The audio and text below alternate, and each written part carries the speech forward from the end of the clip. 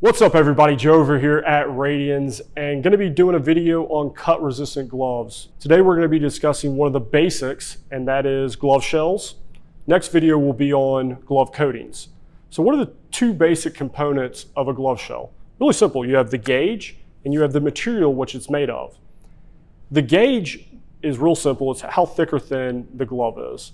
The lower the gauge, the thicker the shell. The higher the gauge, actually the thinner the shell. So 7 gauge is actually the lowest on the market right now, and it's super thick. However, 18 gauge is the highest on the market right now.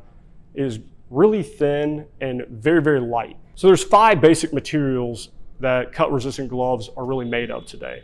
You've got dyneema, HPPE, Kevlar and aramid, and then you have a new material called Tecti.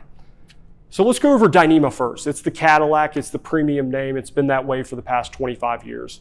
Dyneema is a super strong, inherently cut resistant fiber, 15 times stronger than steel. You know, you can get an ANSI cut level A4 without adding any type of fiberglass or stainless steel or any other dulling agents. It is also coreless. So it's about 40% thinner than most of the gloves on the market, about 30% lighter. Also, it radiates heat away from your hands. So again, thinner, lighter, cooler. And also let's talk about the cost. So the initial cost is very high. However, the glove lasts for a very long time because it doesn't break down. All right, so let's talk about the next material on our list, and it is HPPE. So this is actually one of our HPPE blends right here.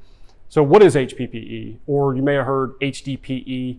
It is basically a dyneema knockoff. It's not as nice. So what do I mean? So you can get up to a cut level A2 without adding any type of dulling agents. However, once you get to that point, you have to start adding dulling agents like fiberglass and stainless steel. Why is adding fiberglass or stainless steel bad?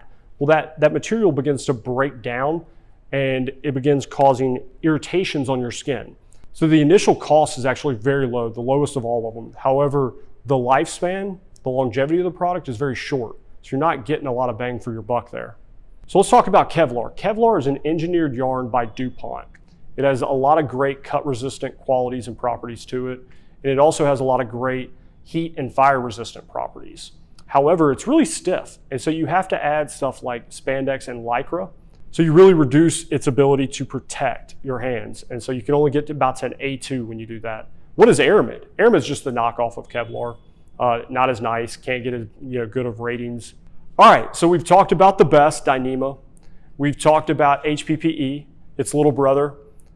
Now let's talk about Tecti. Tecti fits right in between those two yarns in terms of cost, quality, lifespan.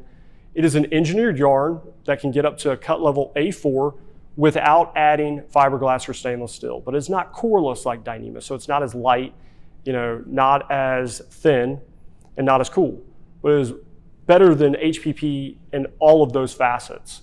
So if you want to know more about it, please hit me up. Leave a question, comment, shoot me a direct message. Really appreciate y'all watching this video. Like, share, and I'll have a new one on palm dips for y'all later this week. Have a great day.